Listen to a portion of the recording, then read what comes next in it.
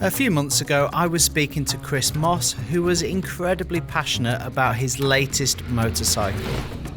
I wrongly guessed the bike in question was an iconic model from yesteryear or a piece of modern Italian exotica, and I nearly fell off my chair when he told me it was in fact a Honda NC750x.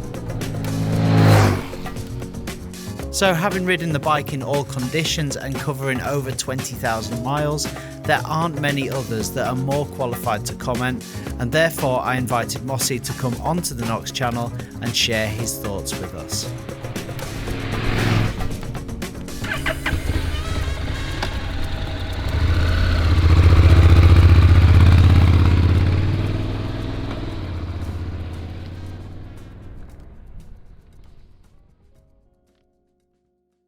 So, Mossy, NC750x, talk to me. How long have you got? Well, I warn you now. I know a bit about them because I've done so many miles on two of them, and I've been everywhere and sort of done so much. But I think the reason why I need to speak to you a lot about it is because it takes a lot of time to convince people that what I'm saying and my deep affection for this bike makes any sense or has any credibility. Right, so 3 questions. This is probably the questions I would always ask about any motorbike. Right? Yes. Will it wheelie? It's got one answer. No. Will it skid? No. And will it do a burnout? No. Okay. Now, I need to shut you down straight away. Right. This bike, those questions are not applicable to this bike and shouldn't be asked of it. This is a very, very different sort of bike. It is not many things, and it is not exciting, and it is not thrilling, and it's not stimulating. It's not designed to be any of those things. It's probably the most misunderstood bike out there. I think a load of people just brand it as boring, next. And I did to begin with.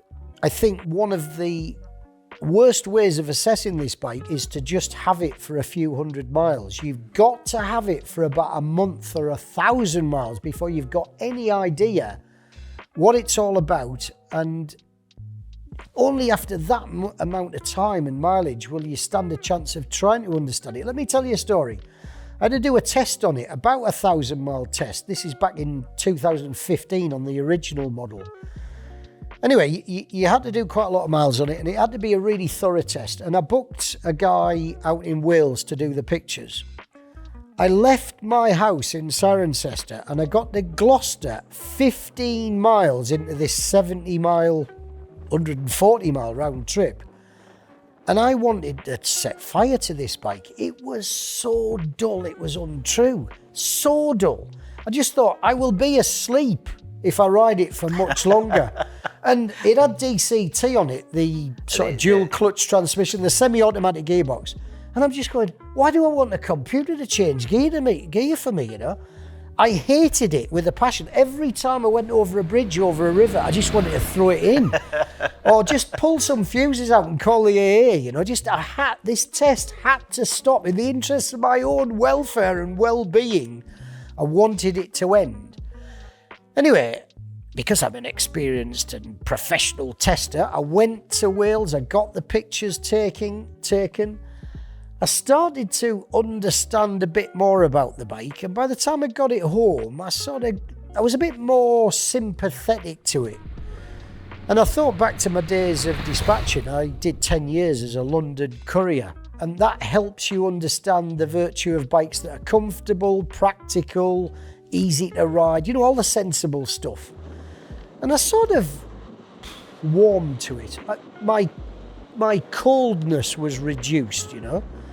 But by the end of the 1,000-mile test, I understood the DCT a lot more, and I could get more from it. I understood the bike. I appreciated some of its virtues, fuel consumption, the low RPM sort of power. It's a real diesel. And a lot of things just started to add up to the point where I just thought, you know what, I wouldn't mind riding this for a bit longer. So I phoned Honda and I just said, look, any chance of this is a long-termer? So in short, I had it for a year and I did about 9,000 miles on that one. And I can't say I love it, because you can't love this thing. It just doesn't inspire such emotion, such sort of strong emotion. But I admire it, dead right I did. And in a way, and I hope this doesn't sound too derogatory, as a form of two-wheel transport, it's a beauty. Whether I'm going to Tesco's or bloody Telford or Timbuktu, I know it will do the job. I mean, the other day, for instance, on this one, I get a call asking if I want to go on the GSXS 1000 GT launch up from Nairn in Scotland. It's a whack from my house. It's about 410 miles or something. Nevertheless, the best thing I can say about this bike is I knew I could just pack it up and go, and it would do the job comfortably, easily, frugally, and just, you know, get the job done. And that, as a bike that you ask to get the job done, it's an absolute 10 out of 10. One of the other problems with it is you can't brag about it. You know, if somebody asks you what sort of bike you've got, you've really got to assess the sort of person who's asking the question. If it's a lad in GSXR 1000 leathers, I usually say, Honda 750, mate, and find some excuse to move on.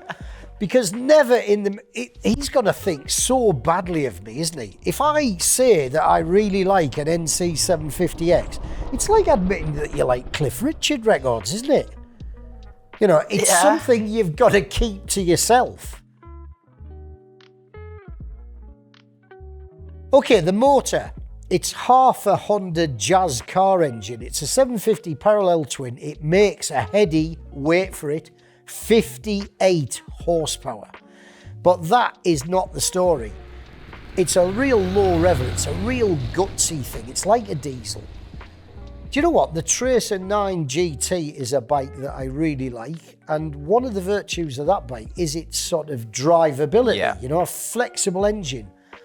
I got on it after spending a bit of time on this, and I went, hang on a minute, where's the power? It needs a lot more revs to produce the same amount that this does. I mean, combined with the DCT on this, you're not losing many traffic light GPs because it just goes straight away. Look, I'm not trying to say it's a GSXR 1000 K5, but it's just got really impressive real world drive, would you call that? Oh, absolutely, yeah. Absolutely, yeah. Okay, another easy thing to misunderstand.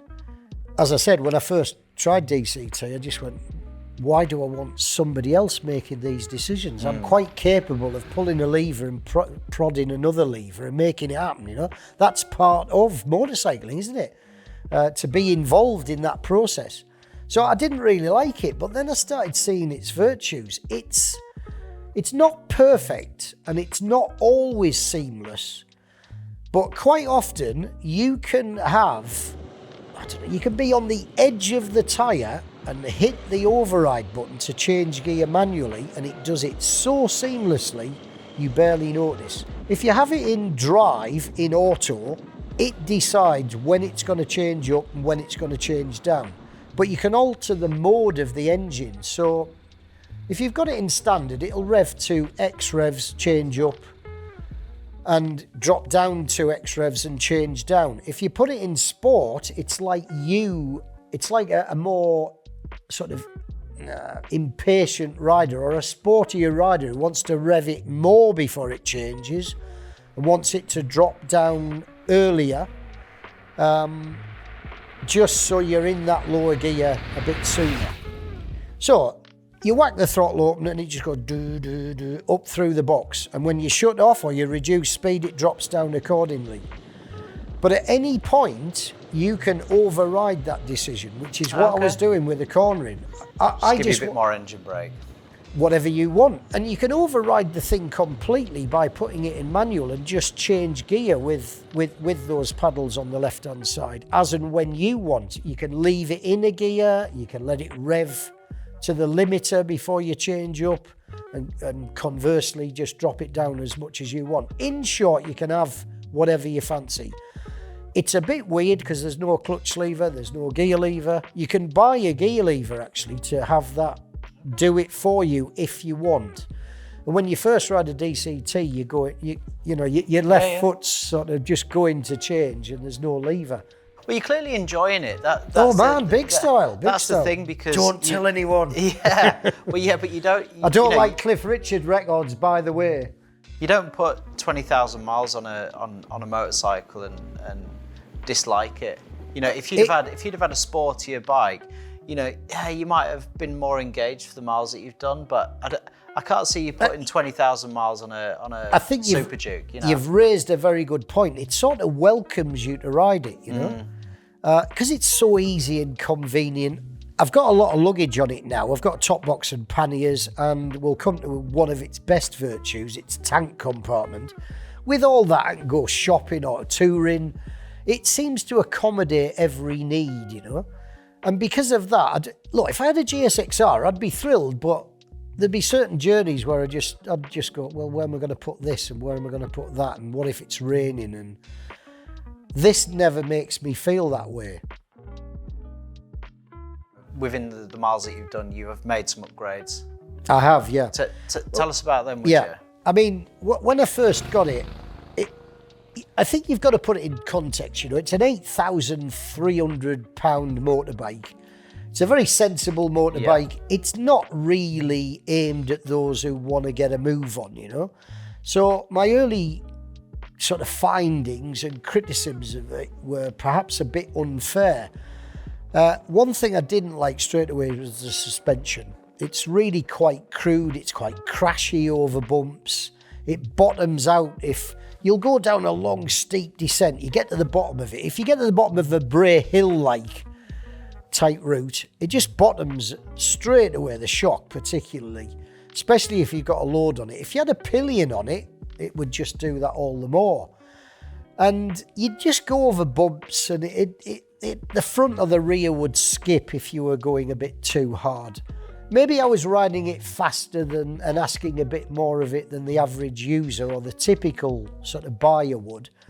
But I just kept saying, God, got to do something about that, got to do something about that. Ended up doing 9,000 miles on the first one, as I said, never did anything about it. And I got to about 5,000 miles on this, and I went, you know what, I want to try and sort this. So I phoned the lovely Colin Peabody at Performance Parts, and I got a Hyper Pro shock, 700 quid. I could have chosen a 400 quid one, but it wasn't my money. I mean, I'll be upfront about this. I didn't have to buy it. So I thought, let's try the best one and see what it does. And I got a fork spring kit, just two what they deem as progressive fork springs. Anyhow, whole job takes about a couple of hours to fit. So anyway, he fits this shock and these fork springs. How long before I knew I was onto a winner? 100 yards. As soon as I started riding away, the support was just evident. I started going over bumps deliberately. What people thought, I don't know. I'd swerved to go over potholes. And suddenly there was some compliance, you know, and then I started riding it faster. And suddenly the brakes are more effective, the tyres are more effective, the engine's more effective, because you can use all of those things more safely. I mean, we were going... When I used to ride it in a bit more of a spirited fashion, I'd start... My confidence would drain, particularly if I could see bumps, you know, because it'd just start pattering and doing things like that. Now, it just deals with it, you know. I cannot tell you how it's transformed it. Absolutely transformed it. And just to sound slightly more relevant, I don't think any of the owners of this bike would, for a minute, entertain spending 700 quid on a shock. However, but you bring out the potential of it, don't you? There is a 400 quid option, and there's the option of just buying the spring. Now, if the forks are anything to go by, you will still see a big improvement. I didn't change I put new oil in, but I didn't change the viscosity of it, and I didn't change the amount. It's just the spring, but the fork is so much better. So Colin said that just with a spring, I would notice quite a bit of difference on the back. And I think that costs about 70 quid. All I'll say is I think Honda have really, they've just overlooked the need to have decent suspension on this bike. You know, and you know, Yamaha's MT-07 and MT-09 are the same. It's just not in keeping with the rest of the bike. Both of those Yamahas are great bikes, let down significantly by the performance or lack of it of the suspension. There's loads of budget bikes that just do not work very well because the suspension's lacking, you know. I've got a taller screen on it, I've got heated grips, I've got luggage, and I've got a centre stand. In all, I've added 3,140 quid's worth of extras, so it's not been cheap, but it is a much better and even more versatile bike now because of it, you know. What's the real nitty-gritty about the bike and what you found out about it? I mean, overall, I like its usability, its comfort, its practicality, its convenience. I like the fact that I can do whatever I want on it. The motor is very good, but it runs out of puff a bit, so overtaking, you need to plan that carefully, you know. You need to book in advance. Right. You know, on a big superbike, you see a gap, don't you? You just go, burr, and it's done. Not on this. Like I say, you book an appointment. It can get a bit frustrating. Wouldn't mind another 10 horsepower at times. It's frugal though, does 70 to the gallon easily, and the tank range is pretty good. The tank compartment is one of the best things in biking ever. You lift the lid where the tank usually is, and you just dump 23 litres of whatever you fancy in there, you know? Well, I saw that before you. I mean, you had... Really good. You had half a toolbox, half a tuck shop, and half a wardrobe in there, didn't you? It's brilliant. It's brilliant. I know it's a bit sensible. I know it's a bit square. It's a bad day when you're boasting about tank capacity, isn't it? Well... I'm not really. No, seriously, it's man, really useful. Beyond belief in terms of convenience. The front brake, I didn't think that was over sharp, so I've changed the brake pads. I've put some double H EBCs in there. And you know what? They made a bit of difference, but when it got serviced and they cleaned the disc up and the pad faces, what a big difference. Now it's perfectly adequate given its sort of fairly modest power and speed. It pulls up sharpish, I like it. The finish on it, I'm not fond of cleaning bikes too often in fairness, but it's only 6 months or so old now. It's probably 8 months old now. And it's a few bits of paint are coming off the exhaust and a few of the fasteners are a bit furred up. In fairness, most bikes are like that these days, aren't they? Unless you clean and polish them regularly. Were they any different? Were they ever any different? Oh man, back in the early days, Hondas were some of the best. Oh, okay. Yeah, and apart from this business of needing to sort of suss out who I'm talking to because it's got such lack of credibility or street cred and sort of clout, I don't find any other fault with it.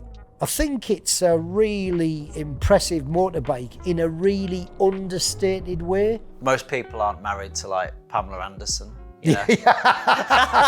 Good, very good analogy, yeah. You know, and there's definitely something to be said for enjoying, you know, having a motorcycle that just does a great job, don't give you any hassle, doesn't give you any backache, doesn't, you know, will just do what you ask of it. Not that that's about marriage either, but you know, it's a relationship, isn't it? And it's like a Premier Inn, right? I'm staying in a Premier Inn tonight.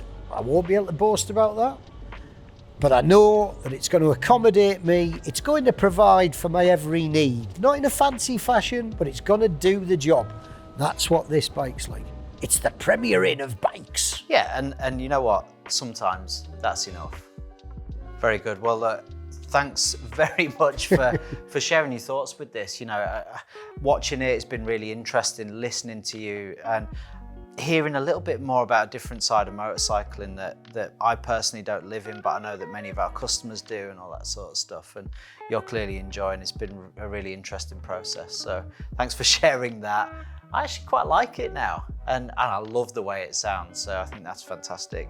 So we really hope that you guys have enjoyed watching this as well and hearing Mossy's thoughts about the NC750X. Let us know what you think in the comment section. Would you consider this bike? Oh no! Do you think Mossy's crazy, or do you think he's had a I've had a bash on the head. Yeah. Or do you think he's had a eureka moment? Let us know what you think. Subscribe to the channel, check out the Knox range of all the gear that we wear to protect ourselves on test, and we'll see you next time.